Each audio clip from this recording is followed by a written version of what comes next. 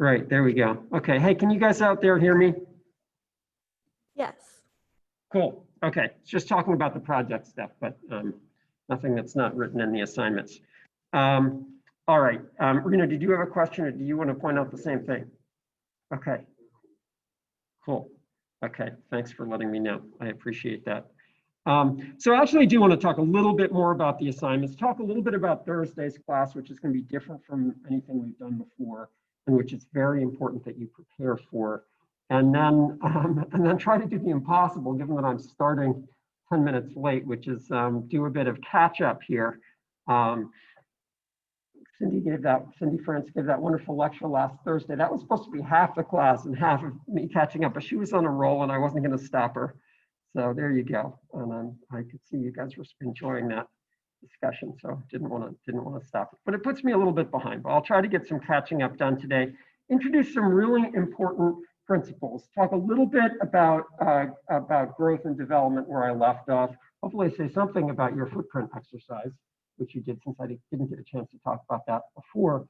But also talk about these linked, related concepts of sustainability and resilience, which are really sort of key organizing principles among many folks who are concerned about the environment and about the human condition in the future. So lots of stuff I want to cover today. What I have up here is exactly the same as what's in your community-based projects assignment thing. It's a list of the dates at which various things are due. And I've highlighted in red here, basically this week and next week, and the things you need to be thinking about and doing. So you guys all, conducted interviews over the weekend or late last week. You developed some good content. Each of you has a document in which, I gave you comments on questions. Your next task is basically to, so Maddie has posted the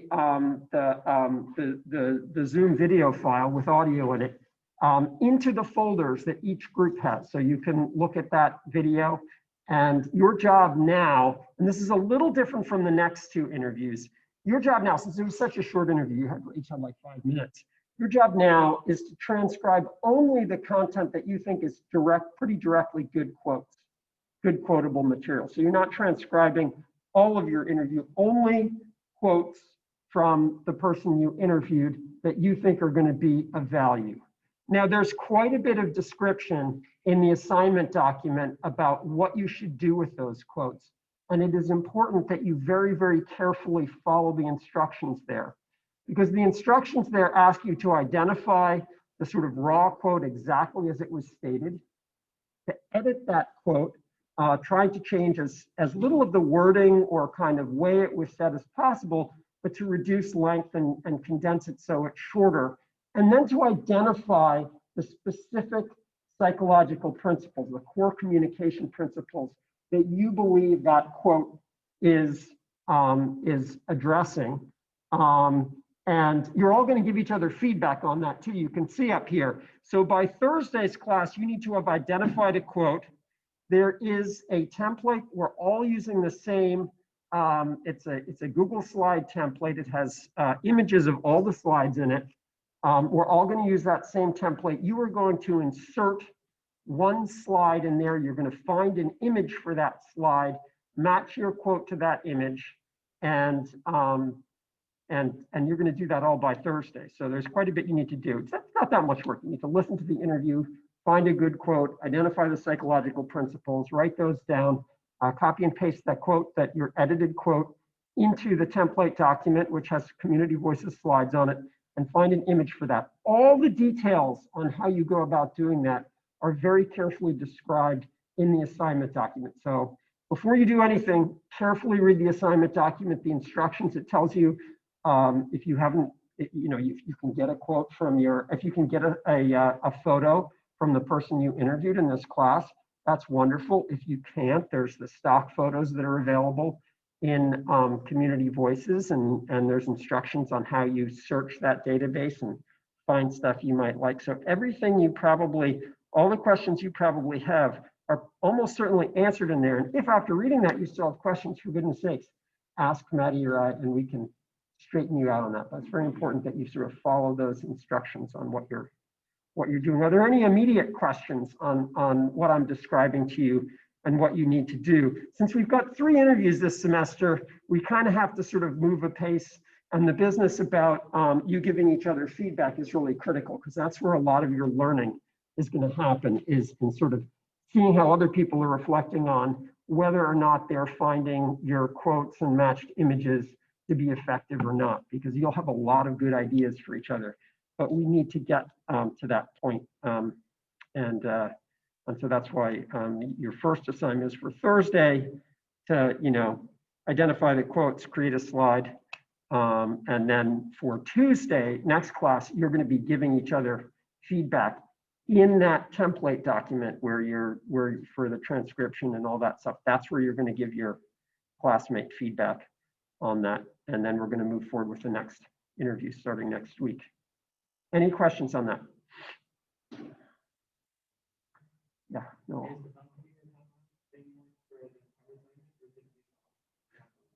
You're talking about the document in which you're transcribing and writing stuff? No, that will be new for everyone. So I will create a new template for you. I didn't want to confuse things by putting a lot of things in there, but yeah, for each one of these interviews, there will be a separate document in which you write questions and answers and identify. That's a good question. Yeah.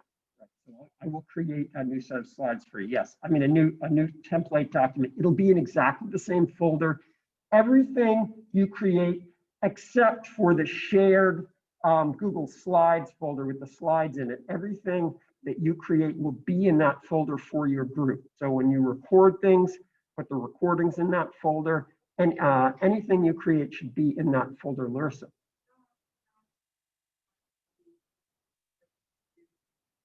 Yeah, but there is a template up there. It's linked within the assignment document. You click on that, and what you're going to find is in the beginning of that, there are pre-made template slides for each of the different sections of community voices. So let's say you interviewed someone and they happened to say something that seemed really relevant to sort of climate action. They were talking about ways in which, they're helping to address climate change in the Oberlin community. Well, there's a section on that. Or if they're talking about how they're working in the community, there's a section on serving our community. So you're going to choose whichever category you think is most appropriate, copy the slide that has the sort of template for that into a section that's been created for each group, and then modify it with the content, with the quote and the photo that you've got. It's pretty self-explanatory if you just carefully read through the assignment and follow the instructions.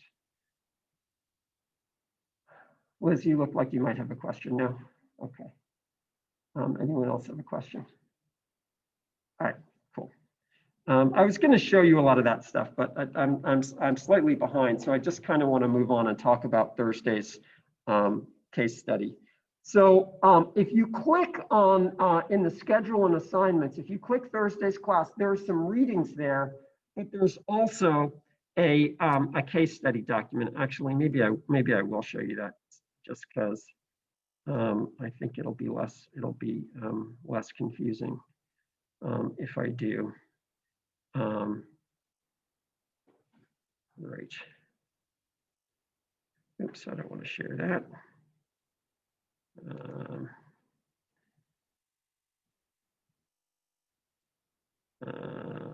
Let's see, that looks like something I want to share.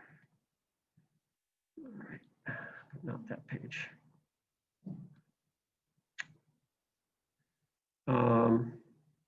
Right, so if you click on next class assignment, a lot of you are in this. If you click on this case number 1, first in flight, last in wetlands question mark, you're going to open a Google Doc that looks like this.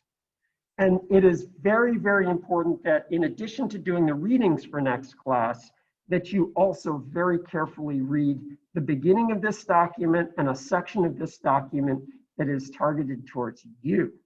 And what I mean by that is that the way these case studies are going to work is that we've got a scenario, a certain situation that's going on, and this is actually based on a real situation. The characters are made up, but everything about them is real. All the factual information in the case is real. So there's a particular scenario, in this case, an issue about wanting to expand the Cleveland Airport. It's really happened. And each of you is assigned a different character depending on the letter in your group. So if you scroll down a little bit in this document, what you're going to see is describes the scenario. Again, you want to read through that in preparation for next week. And then it has a list of stakeholders, A, B, C, and D. So within your group, if you were person A, you will be representing Sally Fairview, who is an officer for the Ohio EPA, who's sort of overseeing, the decision making here. If you're B, you're Harnett Gordon. If you're C, you're Dr. Winnie Larson. If you're D, you're Samuel Shore. And you will notice if you scroll down further that there's a page. So there's an explanation of how the whole thing is going to work. But there's a page for Sally Fairview, a page for each of the characters. So you want to read the first couple pages very carefully, and then you want to read your character's position very carefully. And here's what's going to be pretty different about next class. First of all, this will be on Zoom because it's just not going to, I don't think we can do it in here, given this space. It'll be too noisy. It's not going to work. So we're going to do this on Zoom. You are going to represent that character. So you want to come to class on Thursday. Basically, I don't know how many of you have had acting experience, but whether you have or you haven't, you want to come as that person. So you come as, Sally Fairview, if that's who you've been assigned, prepared to sort of articulate her worldview, her experiences, where she's coming from. And I really want you to get under the skin of your character, really understand the world. So when you're talking in class on Thursday, I want you to talk in the first person in the voice of the character. So, I'm Sally Fairview. I work for the EPA. Here's my shtick. Here's how I see the world. Here's what I want to see happen in these discussions. So depending on who your character is. Does everyone understand this? So your letter is connected with your character. Any questions on how this works? And let me just go back into, so that again, that's linked here. It may be handy, well, I was going to say maybe handy to print it. It may in fact be handy to print a copy simply so that you can be looking at people on your computer and not, depending on how big your screen is anyways, so that you actually have something in front of you if you want to mark it up. Hello. Ugh, why am I so glitched by computer problems? Why won't you do what you're asked to do here, you stupid thing? All right. Okay. Why is it giving me that stupid orange box there? I don't want that orange box. There we go. That's pretty big. Okay, so I won't go into, I'm going to describe this more in detail, but there'll be this time sequence thing where you review your stakeholder positions with people who share the same stakeholder. So if you're Sally Fairview, we'll get you together in that group first, and then we'll get you together in your working groups. And it's going to be I'm going to send you instructions for how to log onto the Zoom meeting, because for some reason last time when I pre-created breakout groups, you guys, some of you could get into them, some of you couldn't get into them. I think it's because you were not all signed on with your official Oberlin ID, OBID login. So I'm going to send you some instructions for how to do that, because otherwise it'll be a mess again like that and take a lot of time to get things going. But okay, any questions on the case at all? Okay, cool. Okay, so that weird background thing on there. That's super irritating. Let me just try to get rid of that. Why is it doing that? Let me just try this thing. No, that's not going to work because it won't. Oh, maybe that does work. Maybe it doesn't work. It's hard to know what they're seeing and what I'm seeing. That's the problem. Very difficult. And my computer's being buggy and not letting all my keys work. Hello. Try this once more here. All right. Zoom. Okay, one more try here.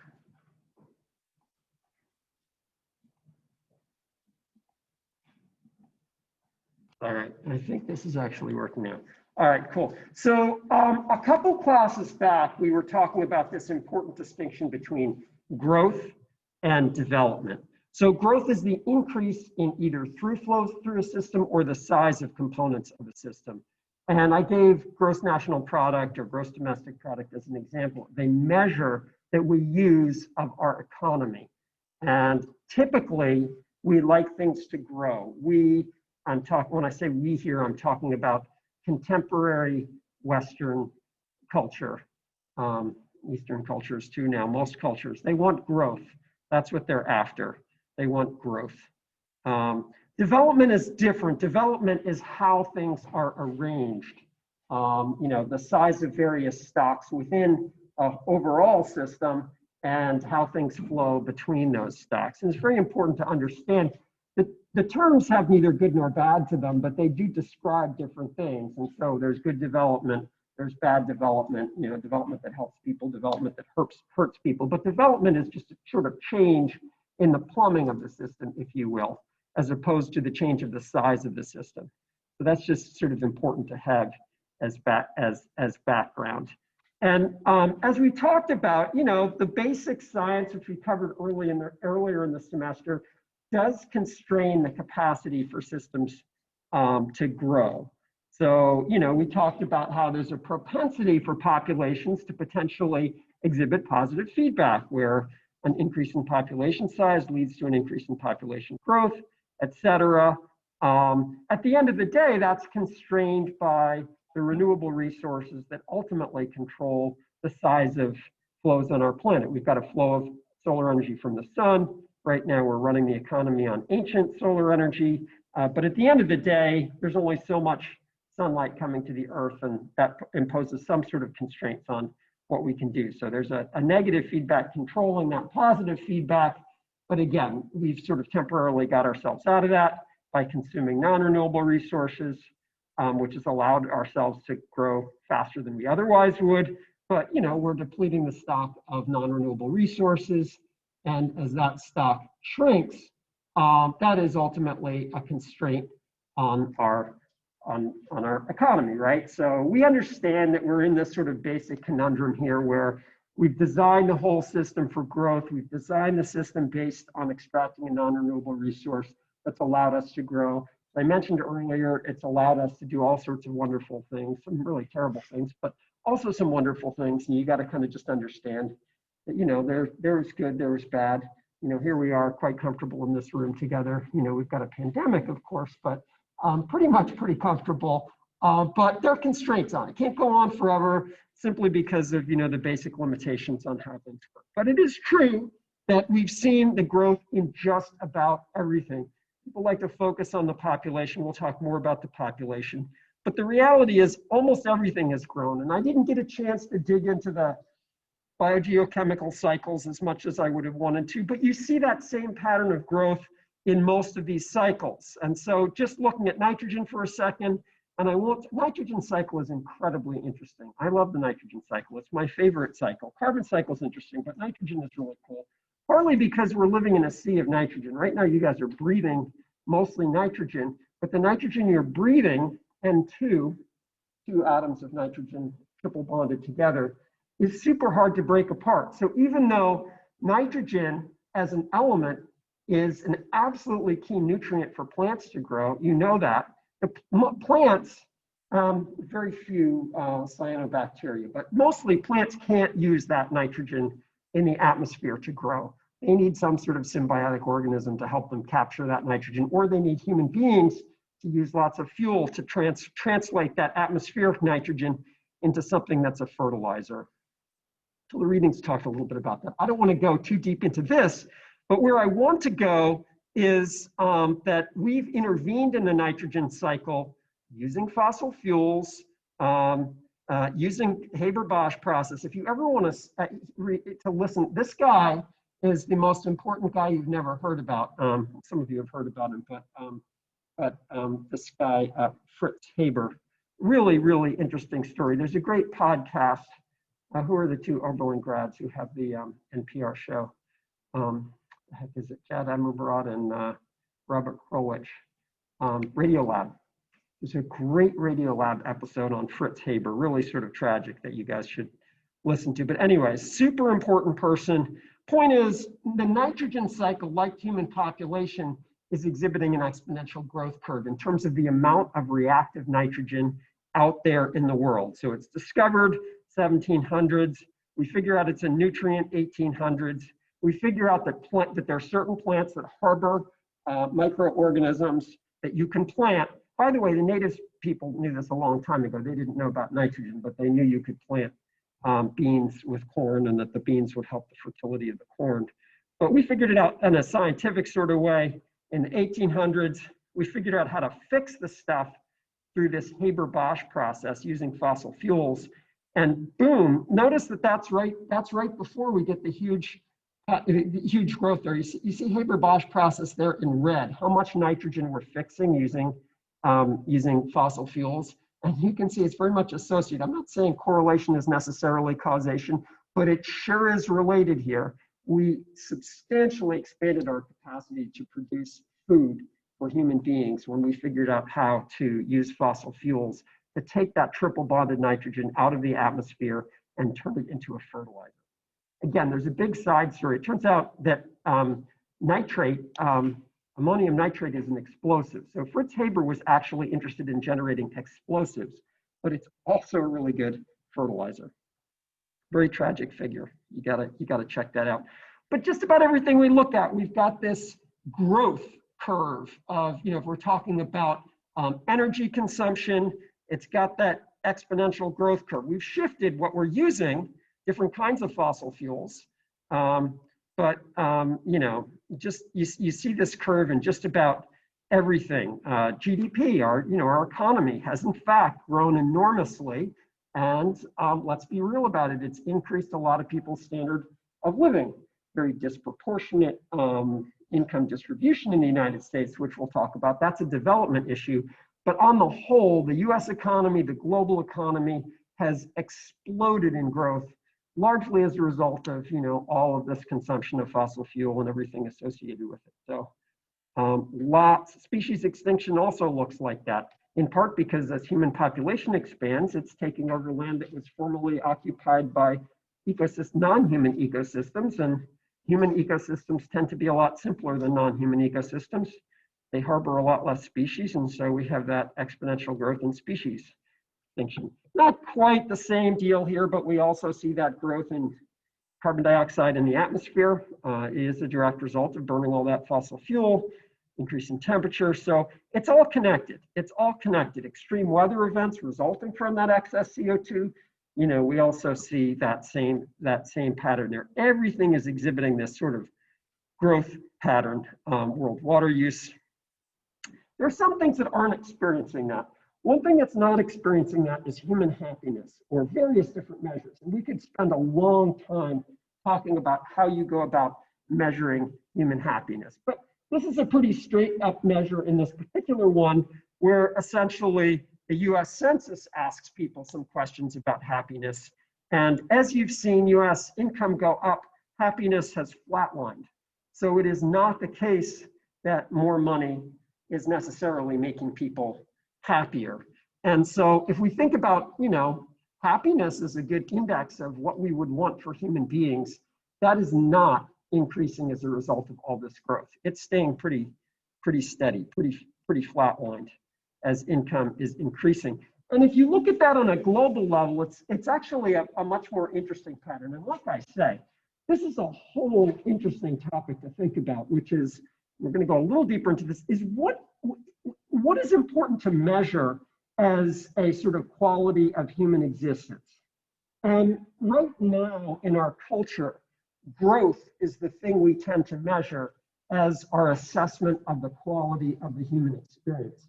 And I just want to point out that seems like a pretty weird thing to measure as sort of the goodness or badness of the human condition, as how fast things are growing. It seems like just intuitively, happiness, satisfaction, things like that, maybe equitability, would be good things to measure as the quality of the human condition. That doesn't tend to be what we use. This is a super interesting assessment. It's sort of percent of highly satisfied people. Again, the metrics for how this is done, a little complicated. We don't need to go into it, but it's a measure of basically how satisfied or happy people are here. There's a couple really interesting patterns that you might notice here.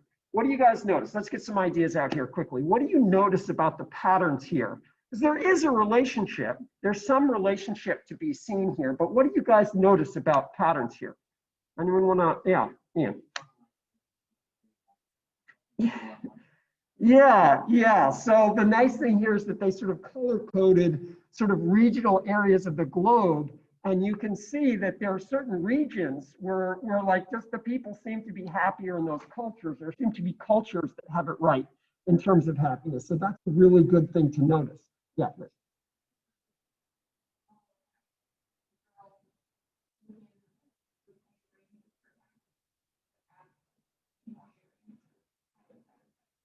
Yeah, so that's interesting too. So on one hand, we're saying cultures generally often group together and sort of where they fit. But Liz is pointing out that actually within Africa, we're seeing a band where there's not a whole lot of affluence there, but there is a pretty substantial range there.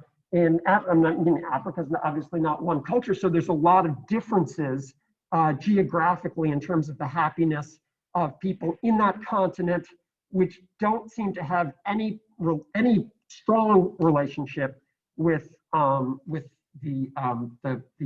per capita GDP of the country. What's that, Emma? I'm sorry, Emma. Yes. Yeah, go ahead, Brock. Right? What's that? That's what I'm saying. Is there's some complexity in this?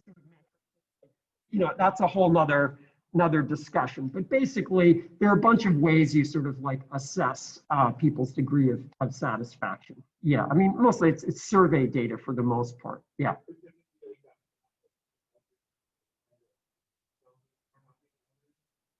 What's the difference between thinking of yourself as being happy and being happy?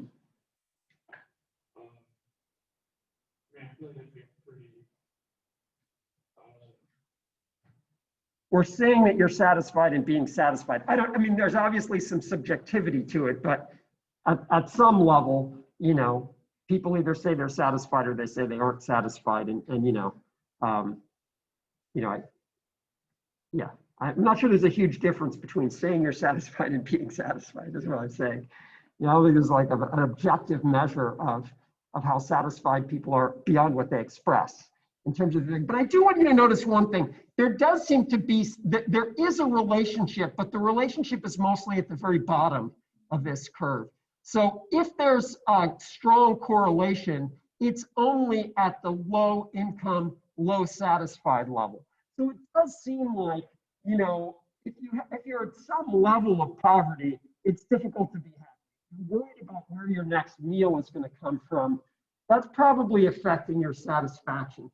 But once you're getting food, once you're getting educated, once you're getting some sort of shelter over your head, the relationship really becomes non-existent in terms of like correlation once you get above that minimum level. And then obviously there are these strong cultural things there. So we can learn a lot from the cultures which seem to be quite happy, Latin American cultures, for instance, which seem to be disproportionately happy. They're doing something right in their cultures, disproportionately happy at a much lower GDP level. Less growth, less consumption, therefore less damage to the environment with much more happiness per unit of consumption.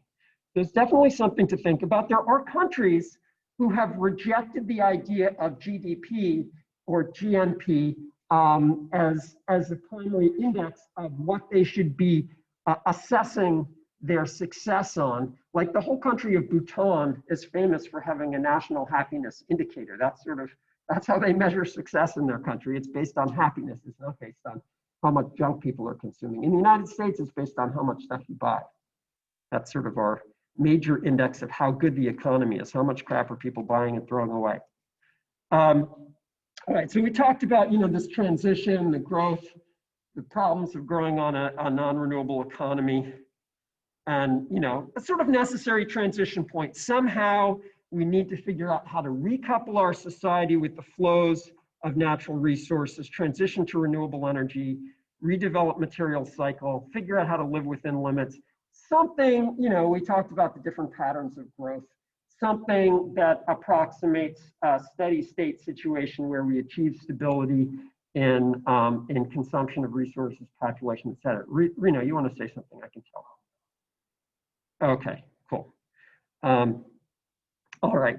So you guys read a little bit about this very widely used model developed in the 1970s by a couple of ecologists who are sort of thinking about, there was a long time when environmentalists, with great criticism, by the way, if you want the sort of third rail in the environment, the thing you are not to touch is population issues, because there's this very fraught history within the United States, within all sorts of countries, thinking about population, the number of people, as being an inherently bad thing. And it's led to all kinds of terrible things. You look into the eugenics movement and everything else. There's some really dark stuff that's happened, sort of focused on population issues. And for that reason, a lot of people involved in the environmental movement just won't even touch thinking about human population because of all the sort of nastiness and ugliness that's occurred around that issue, or in the name of sort of trying to control population, what that means for, control of female bodies, all this other horrible history. So there's a lot of darkness in that. But at the same time, it's also kind of true that you can't continue to grow the population any more than you can continue to grow anything else. The question really is, like, how do you address this issue in a way that's actually just, fair, and right? At any rate, this model was proposed for thinking about population, not just in terms of number of people, but in terms of the impact of individual people. And so the so-called IPAT model is something you really need to understand if you want to sort of understand the history of people's thought on the environment. It's a pretty clever model, a very simple model. It's basically just saying that the impact of a population is a function, a simple product of the number of people in a country multiplied by the affluence. And by affluence, what we mean here is per capita consumption. So how much consumption of stuff there is per person in a country, multiplied by the technology part is a little bit confusing, but basically the technology represents how much environmental impact there is per unit of consumption. So the number of people times consumption times the impact per unit consumption in a country, right? So that's the IPAT model. And it is objectively a measure of environmental impact that takes into account both how many people there are and how much consumption there is. So it adjusts for the fact that in many countries, particularly the less developed countries, there may be high rates of population growth, but they consume far less resources per person than do people in first world countries. I can't remember the statistic, but in terms of consumption, a person in the United States is probably worth 10 or 20 Bangladeshi individuals in terms of the amount of stuff we consume and the damage to the environment. So, it makes a lot of difference how much people are consuming in terms of their impact. And you can see that play out in terms of developed versus developing countries, and how much waste is produced, how much resource is consumed, et cetera. So big difference in population, but in terms of the impact of that population, much greater in the developed world. And so if you look at like China, for instance, country with obviously a much larger population than the United States, they use vastly less. I mean, their standard of living is rising, so they're trying to grow their economy like everyone else is. But still, the amount of energy, which is the unit being shown here, kilowatts per person, kilowatt hours per person per year, the amount of energy consumed is much lower than in the United States. So on the top, I have China. On the bottom, I have US. You see the population is obviously much larger in China, but the per capita consumption in the United States is much, much larger. And for that reason, I can't get rid of this thing, can I? That's super irritating. Oh, I can put it someplace. Okay, there we go. You can see, even though they've got a much larger population, we still end up producing more CO2. This is actually a little bit old. China actually passed us a couple of years ago for CO2 emissions, total CO2 emissions for the country than the United States. But obviously, per capita CO2 emissions are much lower because they're consuming a lot less per person. So important to kind of understand that. All right, yeah, those things didn't work the way I wanted them to.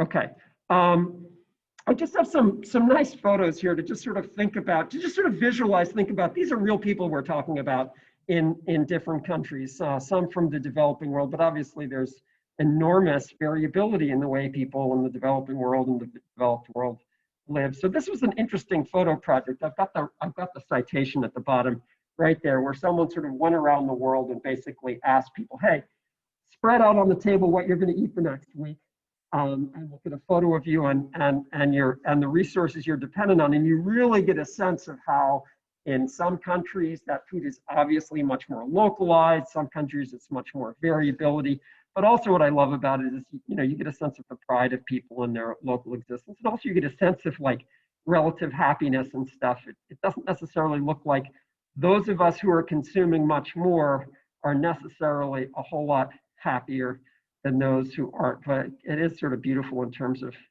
the diversity of the world and showing that how different people live.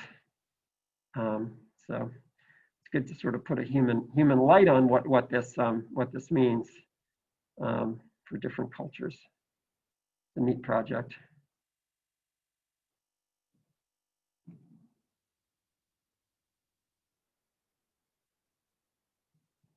Anyway, you get the sense.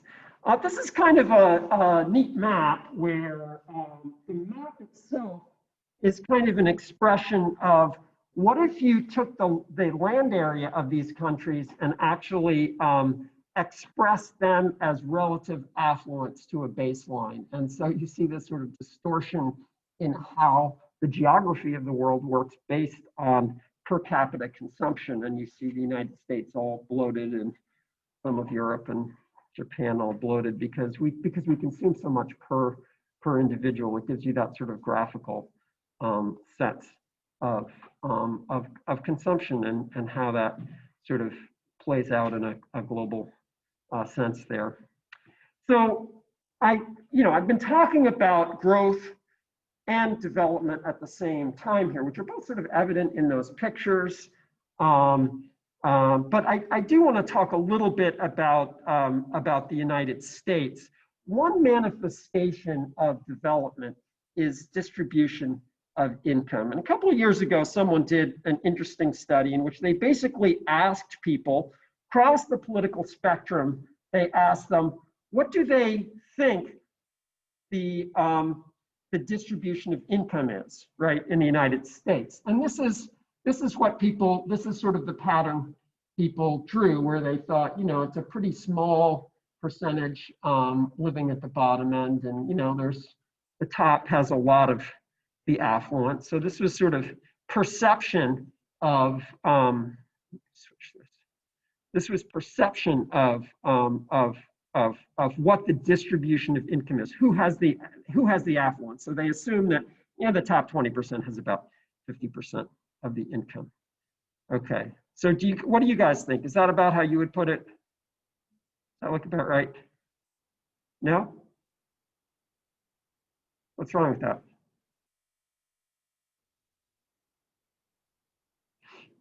This is what, they polled Americans and said, what do you think it is? And this is basically what they got. What's that? Well, I think you're thinking about the other, this is how much they have. This is the actual, so this is how much wealth they have. So you're thinking about it sort of reverse, like how many people are in there versus how much wealth do they have. I think that's, yeah. So this is in fact what the distribution of income looks like in the United States, where the top 20% have the vast majority of the wealth in the United States. But the really interesting thing is across the political spectrum, left or right, doesn't really matter. People came to more or less agreement on what they thought a good distribution of income would be. So this is what people thought would be about the right distribution of income. You know, much more equal between these different levels. You know, that people seem to agree that, you know, I guess it's okay to have a fair number of rich people who have a lot of money. That's cool. But you know, people mostly, again, left or right, have a sense that this would be desirable. So the current situation is actually not desirable to anyone except maybe the people who are actually in that top group. So important to understand that's a manifestation of development. So we have all this focus on growth, but the issue of how that money is distributed and getting to different people. Of course, that's a big issue right now, you know, with the COVID crisis. I'm sure you guys have been sort of, you know, listening to the media on this. Turns out that 1 out of every 6 Americans right now, US residents, is basically going to bed hungry every night. 1 out of 6 of us is hungry in the United States. That has everything to do with the way we have developed this country, the choices we've made as far as distribution of income, which has everything to do with taxes, obviously. I mean, all the news about Trump not paying taxes, you know, and the IRS has sort of shifted. They don't tend to be investigating people in that high 20%. They tend to be investigating people in the low 20, in the lowest realm, which makes no sense because they don't have the money anyway. If you want to actually bring more revenue into the government, it's the people at the top end who you want to be investigating. All right. Hopefully they will. All right, so let's talk a little bit about this concept of sustainability, which has been such a central principle within an organizing principle within the environmental movement for the past 20 years now. And I want to just sort of like give you a little bit of the history. This term, of course, the term sustainability has been around a long time, but in terms of it having a specific meaning within the context of human relationship with the environment, that really started in the late 80s with a report by the United Nations called the Brundtland Commission report that was released. And they came up with this definition, and they were specifically talking about development and thinking about the less developed countries that sometimes were referred to the underdeveloped countries. We don't use that term anymore, but the less developed countries, the global south is the term we often use for those countries now. But this idea of thinking about these countries, not in terms of GDP or GNP necessarily, but thinking about them in terms of like, what's the nature of the reality for people in those countries. And so this became, within that report, they defined sustainable development as development which meets the needs of current generations without compromising the ability of future generations to meet their own needs. So that's sort of where we started with this concept of sustainability. You know, thinking about meeting current needs and thinking about the future. So we're not just focused on immediate short-term growth, we're thinking about the long haul here. Well, that idea of sustainability has really been fleshed out in the last 20 years to really have these sort of 3 dimensions to it, which the shaman reader, this is Rumi Shaman, he's a colleague in environmental studies. He'll come in and talk to us towards the end of the class. Very interesting guy. He's a native of Bangladesh. He actually just got his US citizenship. This will be his first vote coming up in the United States. But at any rate, he's got an interesting perspective on this. But he did a nice job in the very short article I had you read for today of kind of summarizing the state of where we are in thinking about sustainability. So here's the definition he offers. Sustainability is ensuring that critical social, economic, and ecological processes are maintained in a way so that both the short and long-term quality of human societies and the health and diversity of natural ecosystems are not compromised, and the scale of human activities are kept within the natural carrying capacity of the environment. So this really is kind of a consensus view of most serious environmental thinkers about the depth of meanings of the term sustainability.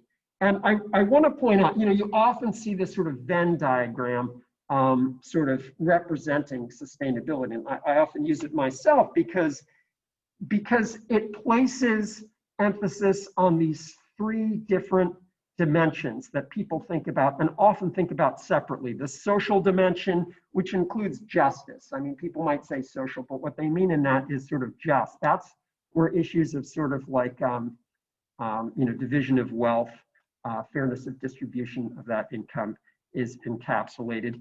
Economic, an economy that can be sustained over the long haul, where you're running on solar energy and you can do it in perpetuity. And then the environment, protecting the natural environment. So we often think about, people often refer to a triple bottom line or a three-legged stool. They're talking about the social, ecological, and economic dimensions of sustainability. And oftentimes when people sort of describe a situation and say, well, here's sustainable agriculture. It should look like this. You should have complete nutrient recycling within the agricultural system. And, it's producing food for people. Oftentimes what they describe doesn't work in the current economy. The economic system is not going to support the ecologically and socially sustainable thing. So at the end of the day, it's not sustainable. You have to think about all three of these dimensions and make them all work together. And oftentimes, if you've got a situation where you've got something that works ecologically, it works socially, but it doesn't work economically, you need to begin to ask questions about the nature of the economic system and how the economic system can be restructured in a way which would make it work. But if it doesn't work economically, it doesn't work. So it's got to work from all three of these dimensions in order to be fully sustainable. And like I say, a lot of emphasis, and I think an increasing amount of emphasis, and absolutely rightly so, on the issue of environmental justice, which fits into that social component there. And I think one of the most promising aspects of the current manifestation of the environmental movement, I think, and you've had like a couple of readings on this now, is how it is really sort of prioritized and recognizes that if you don't start, and Sharon Pearson talked a little bit about this too when she was in class, if you don't start with the lens of justice, you're just unlikely to get to a good place. It really has to be there at the start. It can't be sort of like an afterpiece that you add on after you've got everything else working. I mean, really all three dimensions need to be there at the start of your thinking as you think about designing more sustainable systems. And then really sort of deeply thinking about the interdependence of these three dimensions of sustainability, how economic, social, and ecology really need to be very tightly coupled to achieve something that works. So anyway, this, I would say, has been sort of like the dominant kind of paradigm of thinking about the environment and how we get to something that would be a better place from where we are. The complexity of sustainability at this particular moment is that the term itself, and I actually have no critique at all for what I just put up here. I think it's a very useful and good way of thinking about what needs done. But there is a bit of critique in the term sustainability, in that in some ways it implies seeking some sort of stasis, some sort of constancy. And a lot of people have pointed out that there's some real tension between the realities that I think you folks are living in, and we're all living in now, which is that there's so much CO2 and other greenhouse gases in the atmosphere delivered over the last 40 years that we have a pipeline of a changing climate. Even if we did all the right things right now, and even if we went climate neutral right now, completely stopped emitting any gases into the atmosphere, there's no way we're going to do that. The best case scenario, it's going to take us a couple decades to get there, even if we really started working on it now. So there is all this change in the pipeline now.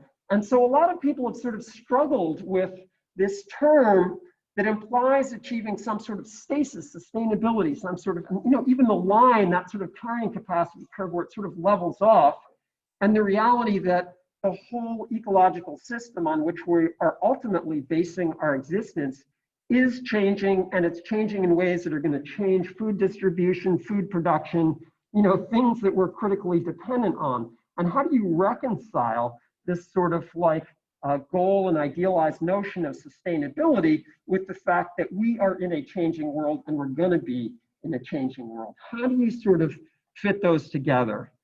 And that has resulted in, there's this funny little cartoon here. For a while, sustainability was just such a term that was just sort of used so much within the environmental field. This little cartoon here showing how almost every sentence has the word sustainability in it. Anyway, it's funny. There's an article I put up there, which I included in the option. A very short article, but basically it's called "The End of Sustainability." I think it's a little too much, but wanted to put it in there because it does represent sort of like a thinking about this conundrum of thinking about this concept that implies some sort of stasis when the world is changing. And they're just pointing out irreversible change, losing biodiversity, increased consumption, increasing climate change, very high likelihood that we're going to have rapid changes in a lot of different ways, nonlinear social and ecological regime change, and that makes it a little bit difficult to think about sustainability the way people have been thinking about sustainability, and that resilience is more relevant. I think, oftentimes we as human beings, as academics in particular, we like to take concepts and pose them in opposition to each other. Actually, the concept of resilience and sustainability map very well onto each other. I don't think that they're in any way contradictory. But my point is there has been this shift in thinking towards a greater emphasis on thinking about what the term resilience means. And so I want to spend a little bit of time talking about the term resilience, but I'm going to take a slight aside here to talk a little bit about quantifying sustainability, because if you want something, obviously you need to know how to measure it.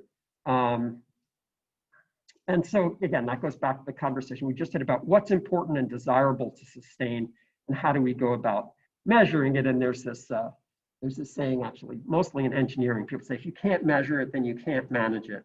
People attribute it to Peter Drucker, but apparently he never said it. But we don't know who did say it.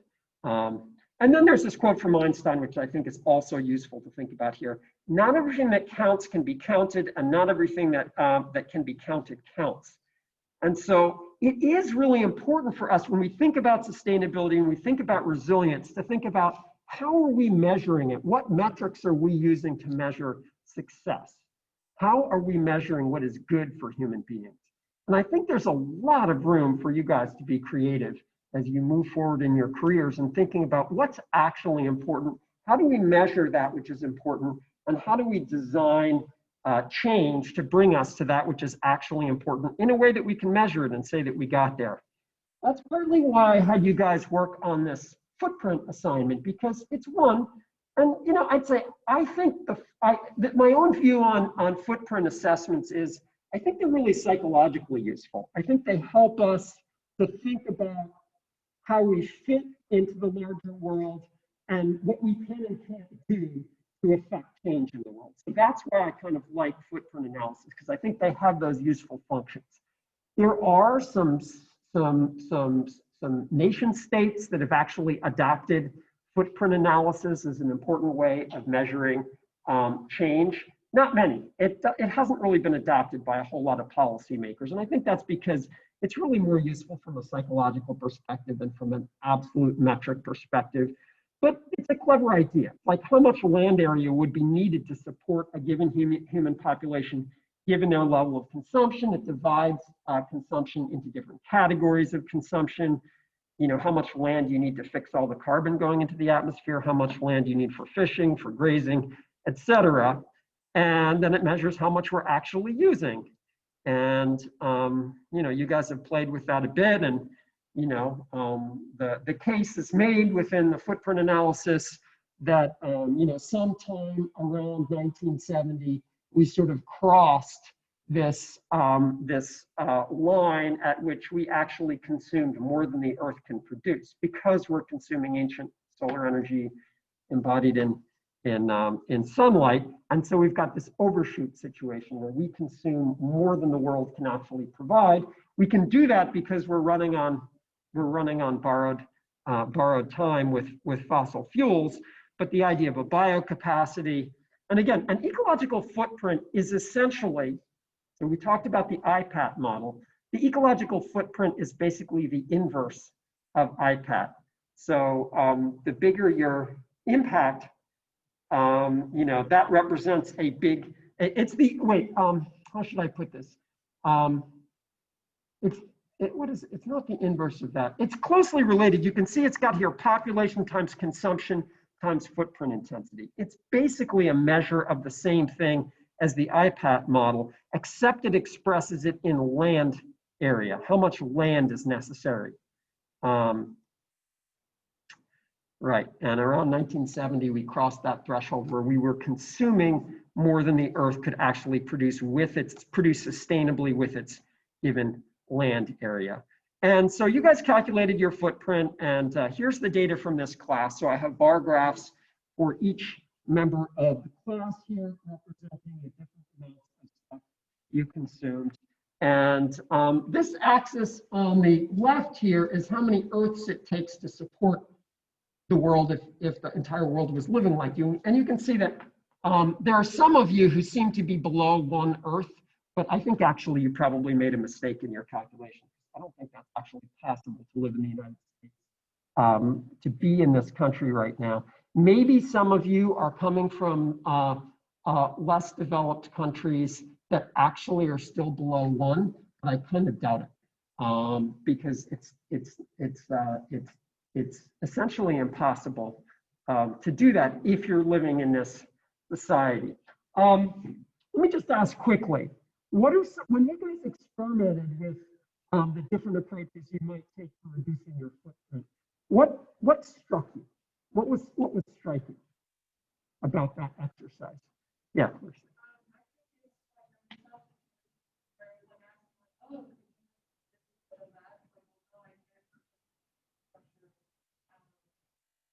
Like it was like, oh, can you just not drive? Well, you can't because like they call it like back home or something. There's no public transportation.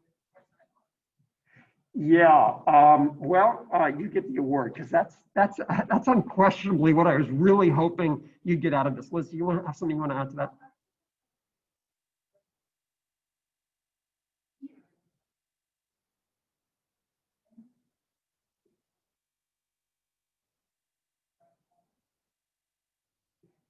Right, so you can really see, so 2 things. I think actually the 2 comments that have been made really are important here in terms of what I would hope you get out of them. One is that what we do as individuals, if you spread it out over society, really can make a difference. So if in fact you are eating a vegan lifestyle, you really are going to shrink down the grazing lands necessary. That's really going to happen.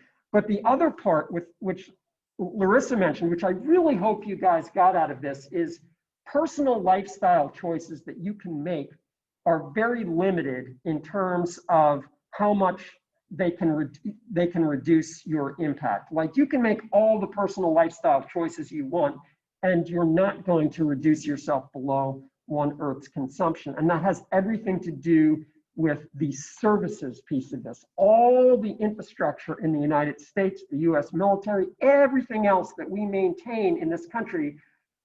This is for those of you who are US citizens. The same thing is true if you're citizens of some other country.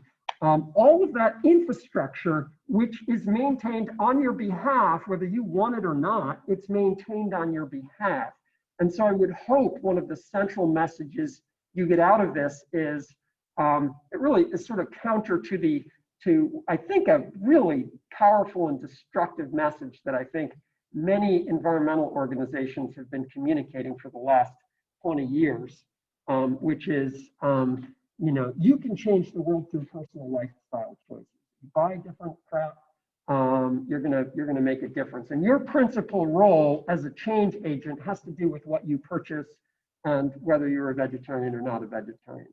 All that's good, you know. I mean, I've got solar panels on my house. I'm growing my own food. You know, I'm trying to do these things in my personal life.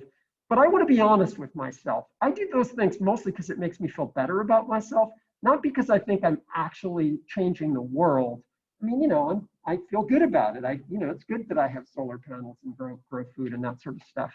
But honest to God, if you want to make a difference in this world, you have to focus on that service component. And that has to do with how you engage with the political system. Because if you don't change the political system, we are not as individuals exercising our individual consumption choices going to achieve carbon neutrality and solve the world's problems. If we don't engage on a political level, it ain't gonna happen. It just can't happen. You cannot reduce it without changing the systemic structure of our economy and our relationship to the natural ecosystems around us. You just can't do it. I mean, it helps. It's good. It's nice. It makes us feel good, and maybe that's what sort of fuels our willingness to engage. If we can feel good about ourselves psychologically, maybe that's an essential precondition for engaging in this larger stuff. But alone, it's not going to do it. All right. Any other sort of thoughts anyone wants to say about their experience with the footprint analysis? Yeah.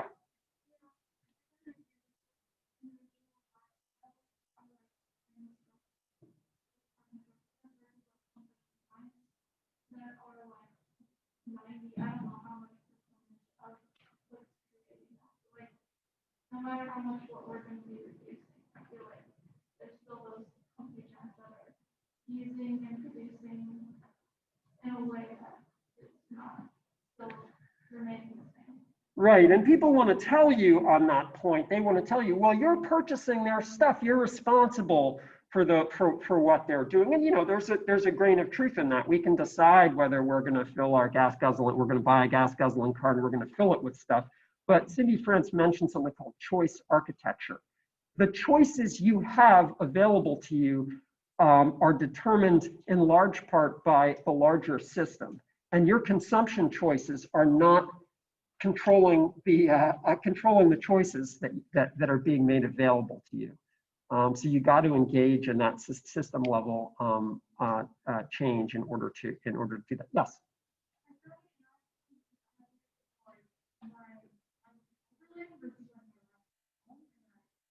And also, like when I'm at home, my footprint is a lot higher. I think that might be because like an overland, I don't like no farm camps or anything. And like also, I feel like I live in a dorm with a bunch of other people. Right. And like it's more like energy efficient for Right. home and stuff like that. So for me, it's a lot easier to be like have a lesser footprint at overland than it is at home. Right. Yes.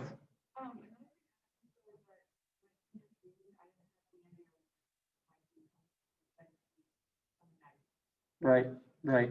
Well, a lot of students have done a lot of organizing work, and things changed a little bit because we changed food service, and I'm not totally sure about this new food services commitment.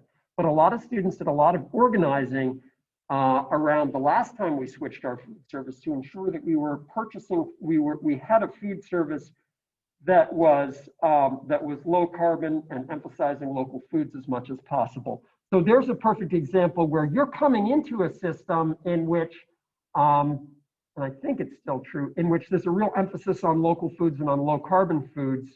And so you don't need to personally make a whole lot of different choices. I mean, you're going to consume less embodied solar energy if you're eating plants than you're eating animals. But you're coming into a system which other people have tried to change for the better, and you're experiencing the benefits of that systemic change, but that you can also make personal choices within that as well. Yeah, no, one more comment.